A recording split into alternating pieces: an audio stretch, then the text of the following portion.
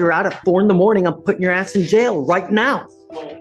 And speaking with him, Judge, there's a basketball court in his cul-de-sac, and it's just the right distance. I don't know. And I've been doing this since I was, I be with my uncle. And I can reach him right now. I be with my uncle. I've literally been training. Don't you know how you put me on ankle monitor? My last case, it took me off the ankle monitor because I was playing sports. And then you said I lied to you about the THC. Then I stopped doing that. I've been going to school. I've been doing everything you said right. But I haven't did. Baloney, you've been doing everything right. That's not true at all. You've been taken off out of your house for what knows, and then why are you out at 4 a.m? It was Nothing good happens at 4 a.m, especially for a 17-year-old by themselves. He is going to school. Had to miss school to come here today. He is working at. They'll miss a lot more school too, Nathan. It'd be quite unfortunate, sir. It's we're wrapped up in a felony out of the same transaction, so I think it's going to slow us all down. This is a case that would.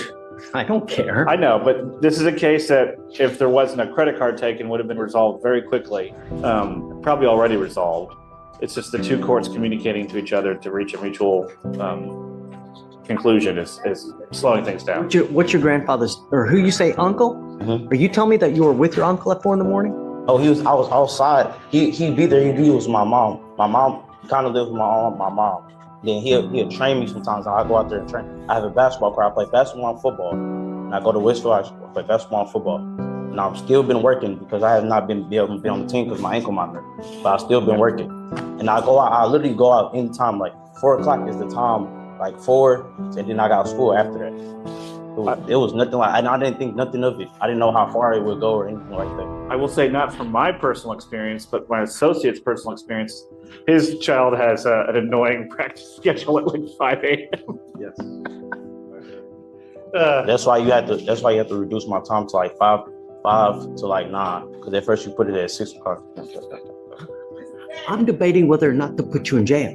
So that's what I'm not debating whether to change your thing. So I'm deciding whether I'm going to put you in jail. And I'm thinking that I'm going to, because you cannot give me a good excuse while you're out at 3, while you come home at 3:47 a.m. Why are you coming home at 3:47 a.m.? I think what my client is saying is he was home. No. Okay. Why are you coming home at 3:47 a.m.? Sir, I was. No, this is when you speak. Why coming home 3:40? I was outside my house. This is a cul-de-sac. I don't know how far is the ankle monitor goes. That's what I'm trying to tell you. I'm not missing nothing. Francis, this is we're talking about Mr. Mobley. Do you mind pulling up his GPS monitor and finding out, it says here on August 31st, he got home at 3:47 a.m. How far out was he, please? Take your time. No rush. Let's see. You want a cause number? Yes. 252-0456. We'll say, Judge, the felony court did remove the GPS and the curfew. Because I don't know the inception of it. It was there, then it was here, they removed, but it's still here. I just wanted to double check that. Thanks, Nathan, but I know. I don't reward people taking it off when they are out at 3. I'm just going to argue what I've got to do. I understand. Hey, huh? Always. Get ready. Oh, I know. Judge, she's got it looked up. I don't know what the question expressly was. Where is he at? How far out is he from his home?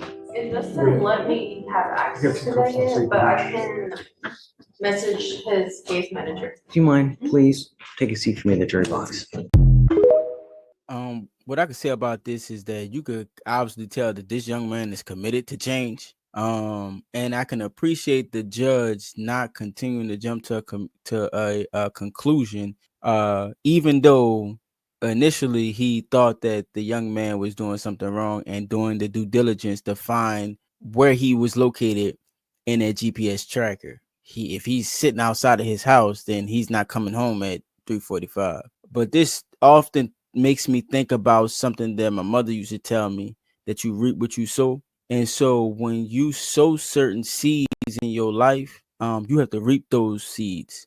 You don't get to avoid reaping those seeds, and him being distrusted is a remnants of that. He's reaping what he sowed. So he sowed those seeds of contention where there's lack of trust in who he is, even though he seems to be making a complete 180 in his life, but he has to grunt the, distrust that people have for him, especially this judge, until he learns to build some more of it. And that takes time, So stay in the fight, and stay focused. And hopefully he's doing it not just to show the judge, but he's doing it for his own personal reasons, which will always last. But we're gonna keep on moving. Oh, that cannot be okay with that if they've never had any like sexual dealings and none of that. Any man that cannot be okay with that, they insecure. Had it on my forehead. Nah, man. So listen, y'all hold on. insecure. That's not what's going to happen. Is y'all dynamics of y'all best friends going to change. We're not going to be best friends. I'm trying to tell you. But let me say something. We're not going to be best friends. Let me say something. We're going to be cool, but we ain't going to be best friends. But let me say something. All of this stuff, everything you saying is correct if we just talking about relationships where we fucking boyfriend and girlfriend, like just experiencing one another. But when you get with a man that they've decided that this is she's going to be mine, right? Like I'm on a journey to make her just mine. Men are territorial. Very. Like women are territorial, but men are territorial to where they start to relate that shit to their respect. And remember, all men want is to be respected. So what will happen is over time, as they see you interact with that man, it starts to look like disrespect, because if this is my woman, I'm going to build a house with her. I'm going to provide. I'm going to lead. Ain't no man going to take you serious walking around with a male. It don't have nothing to do with insecurities. Now another dude It has to do with in your ear. laying my claim. Now it's Like another I'm guy. laying my claim down on. But you know how many men have friends, women friends, and it's cool for them? You know how many times I've been You can around have a married friend. men who said he's inviting his It's not the friends? same for men and women. It don't matter that it's not the same though, because it gotta be the same, because y'all can't don't do have- us like it It's that. not the same. It is gotta not be. the same, Because and it's a yes, different. it is. But It's not the same. I respect the fact if a man said this is my best friend, if you my partner, you Even my if best you friend. got best See, she was on the last shit. I was like, man, what the hell? I had to watch it again because I really couldn't. I tuned out what she was saying. Man, I forgot old girl name, man. But she be coming with that flame, boy. My memory bad. Don't charge my memory, not my heart. But she be coming with that flame usually. And what she do is she translate that shit. I got it on the next video. She translate that shit to womanese for them. But the thing about it is that some women are so lost in their delusion that you could tell them the fact of the matter and they're not gonna accept it. They're only gonna accept the way that they perceive things. It's just it get frustrating. I ain't gonna lie, man. It should get annoying as a motherfucker. A man that has a higher level of character, and when I'm talking about character, I'm talking about he have morals, personal beliefs, righteous ideas, manly virtues. A man that has this without you as a woman having to tell him to have this, these kind of men, right? Your looks are only a partial of what they looking for, right? Your looks is only a piece. A man like this is looking for behavior, a certain way that you behave. Because this is where the peace lies. A man peace don't lie in your looks.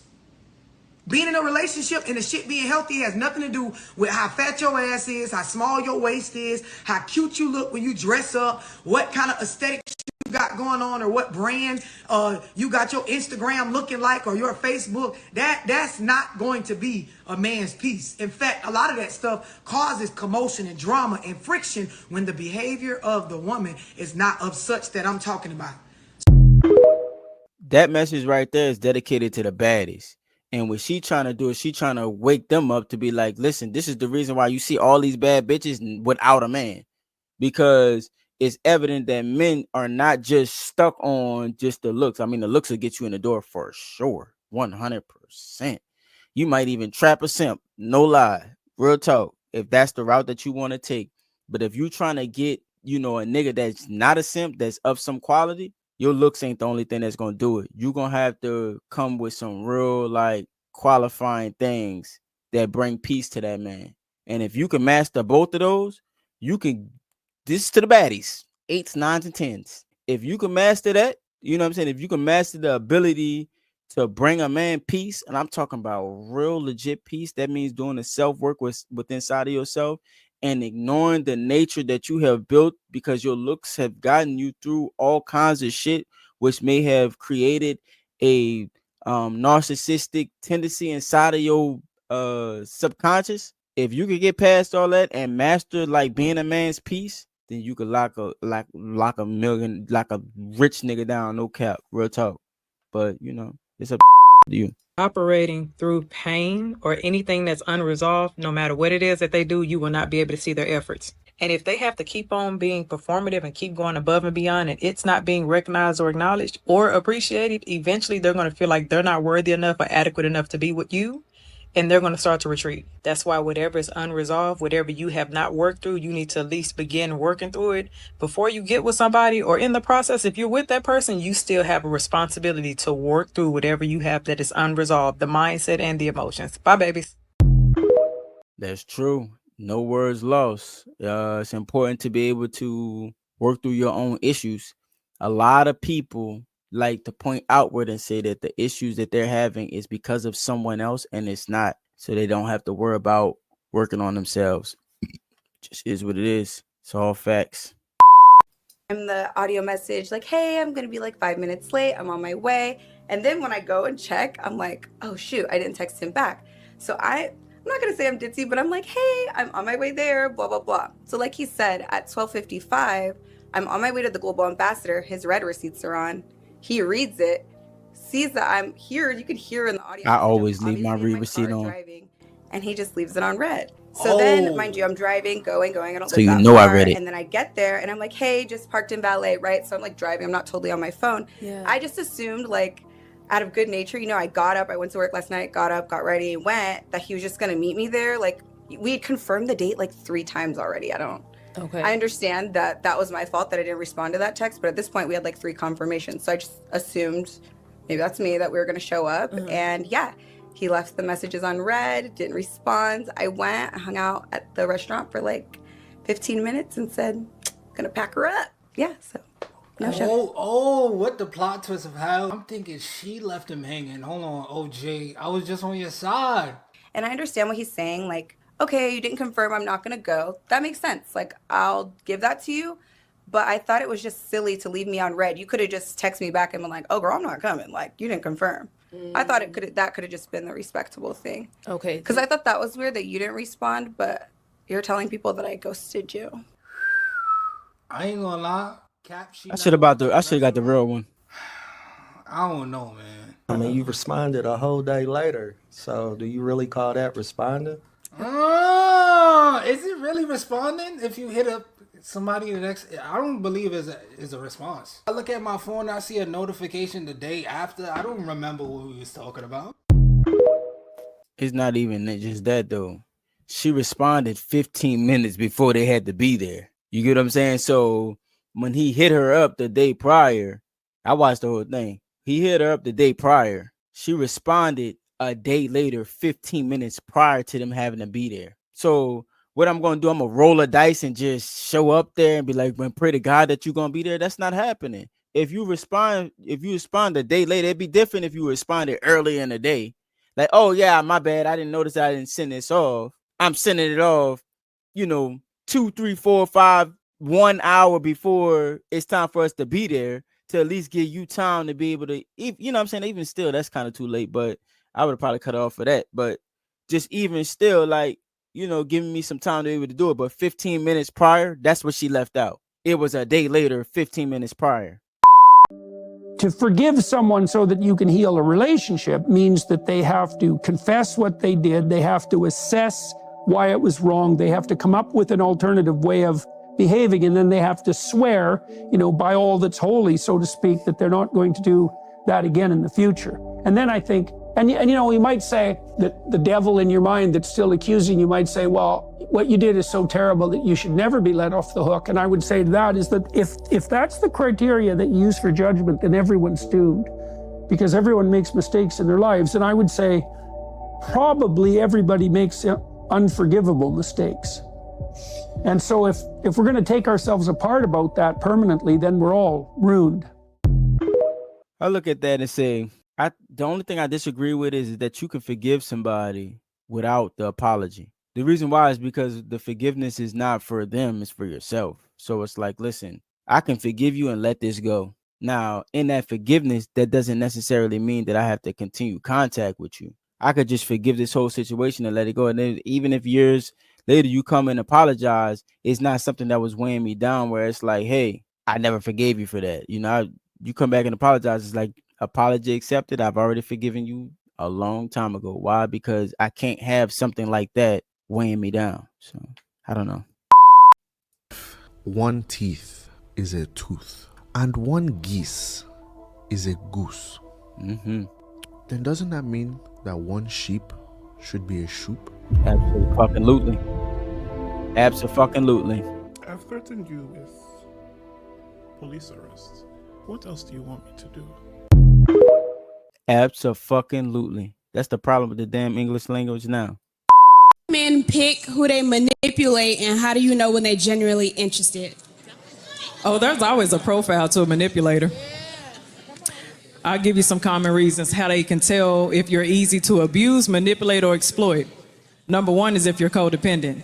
Another one, if you have low self-esteem. If you discount the positives, that's another thing. If they compliment you and you minimize yourself. If you're a catastrophic thinker, whether you magnimize things or you minimize things. If you operate from a place of low self-worth.